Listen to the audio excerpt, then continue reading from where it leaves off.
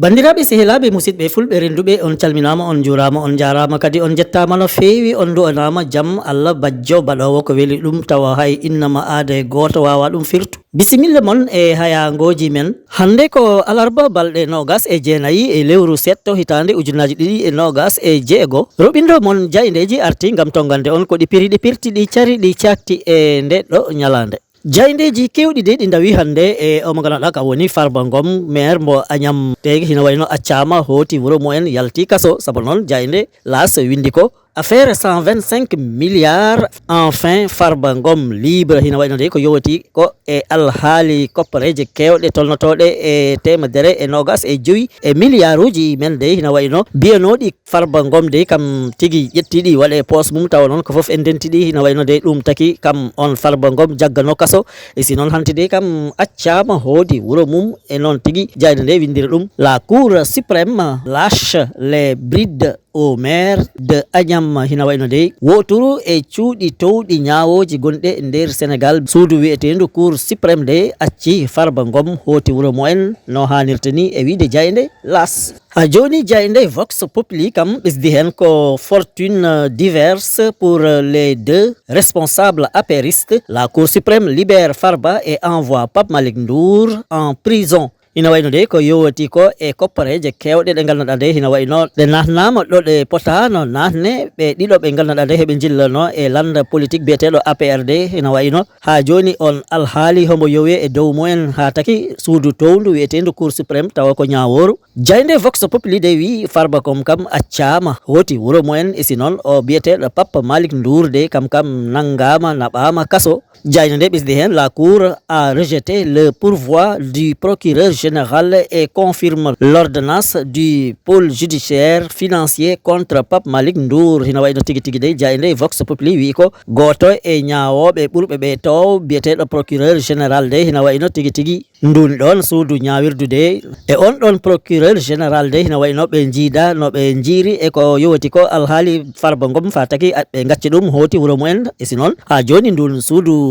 ñawirdu de e yamirore procureur général kam de kam tiɗni ko tega ko e dow Pape Malick Ndour ha naɓama kaso e wiide jayde Vox Populi. Ha joni jaydeji kewɗi garti e ɗum ko wiyete code électoral tawa noon koko yowati e no subgoji jahanirte e nder Sénégal. On code électoral de jayde le parlement wi ko mbo hesɗitinama wodi tigui tigui ko hesɗitina hen ha tengti e ko wiyete ko article L29 et L30 hina wayno noon jayde parlement wi ko lande Pastef de yana hen wune e si noon kam de dañi hen jaam noon tigui jayde nde windiri ɗum réécriture de l'article L29 et abrogation de l'article L30 du code électoral à l'Assemblée nationale. Pastef se frotte les mains hina wayno tigui tigui de jayde le parlement ɓesdi hen ko oɗon saria de woni on ɗon loi de hina wayno mbo takat lesdi ndi abbo yeeso e wiide jayde le parlement noon tigui windiri ɗum c'est une loi qui permet effectivement au pays d'avancer. E nder jayde le parlement omo ganduɗa ka woni piiliɗo lefol suudu sarɗiji de Aissata Tall Sall de hina wayno kam jorɓimo hondu on ɗon saria woni on ɗon loi de saabu wi ko tigui tigui de hina wayno mbo moƴƴani e lesdi men noon tigui jayde nde windiri ɗum Aissata Tall Sall pointe des dispositions susceptibles de fragiliser les décisions de justice e wiide jayde le parlement. Jayde le quotidien de arti e on ɗon loi tigui tigui kesɗitinaɗo saabu jayde nde windi ko assemblée modification des articles L29 et L30 Pastef dicte sa loi hina wayno tigui tigui de e hesɗitinde on ɗon saria toon to suudu sarɗiji woni assemblée nationale de yoweti e article L29 et L30 de hina wayno Pastef holleri doole mum e wiide jayde le quotidien jayde ɓesdi hen la proposition adoptée à une large majorité hina wayno ɓe fiiliɓe leppi suudu sarɗiji de toon ɓurɓe ɓe hen heewo kamen de tigui tigui ɓe jaaɓi on ɗon saria woni on ɗon loi. Maître Bamba Cissé l'éligibilité de Sonko est derrière nous hina wayno omo ganduɗa de kam jogui tigui jagorgal jowetingal e nden ko lesdi Sénégal e kala innama ade gonɗo e nder Sénégal woni maître Bamba Cissé, ministre de l'intérieur et de la sécurité publique, wiide ko ngam Sonko wasde waw jille e suɓgoji garoji ɗum kam ɗum yawti ɗum jellama ko keeci men hanti ɗum heedi isi o mo ganduɗa ka woni Aissata Tall Sall kam wi ko cette loi est hyper dangereuse hino wayno de kam o mo ganduɗa ka woni Aissata Tall Sall e nder jayde le quotidien de wi ko on ɗon sariya de kombo bone e basal tan mbo addata e nder lesdi men e wiide jayde le quotidien. Jayde le soleil de wi ko omo ganduɗa ka woni hoorejo lesdi Sénégal Bassirou Diomaye Diakhar Faye de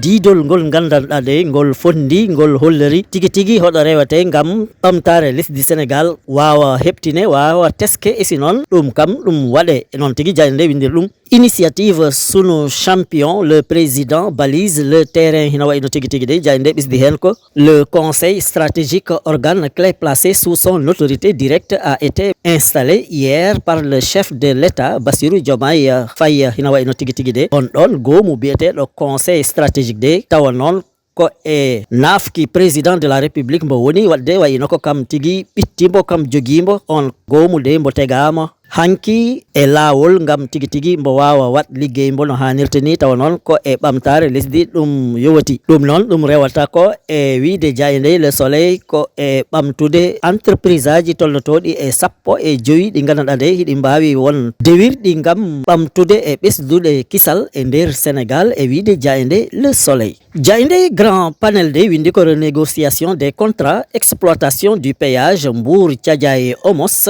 la reprise en mai hina wayno tigi tigi de ko yowati e ɗum ko wiyete contrat ji tawa noon hina fawi e lawol jawgol biyetegol péage hina wayno de ɗin ɗon contrat ji ma ɗi ƴeewe ɗi ƴewti nde ha Sénégal de watta hen yi hoore mum ha taki noon e fuɗɗade hutoraje ngol ɗon lawol gabbingol Thiadiaye ha Mbour ha toon to Kaolack de hina wayno ngol ne Sénégal tigi jungo mum ɗo foti ngo tek ngam ƴettude ko foti ko ƴettu e wiide jayde grand panel e fuɗɗade hutorgol ɗon bolol jawgol biyetegol autoroute à péage tawa noon ko Mbour Thiadiaye ngol rewi hina wayno tigi tigi hande de ngol ɗon lawol fuɗɗoto tambilde rewe isi noon nden ngol tambilta yoɓe ɗum noon hina wayno ko wuro woto wiyetego sen autoroute wongo ɗo e nder Sénégal de kam ngo jogui on ɗon liggey isi noon wona gimmiɗo to caggal lesdi ara hombo jogo on ɗon liggey tawa noon Sénégal yiyata hen hoore mum noon tigui jayde ɓisdiri hen ina wayno tigui tigui de gon ɗon wuro de sa yii go wawi jogo hande tigui tigui on ɗon autoroute à péage de ko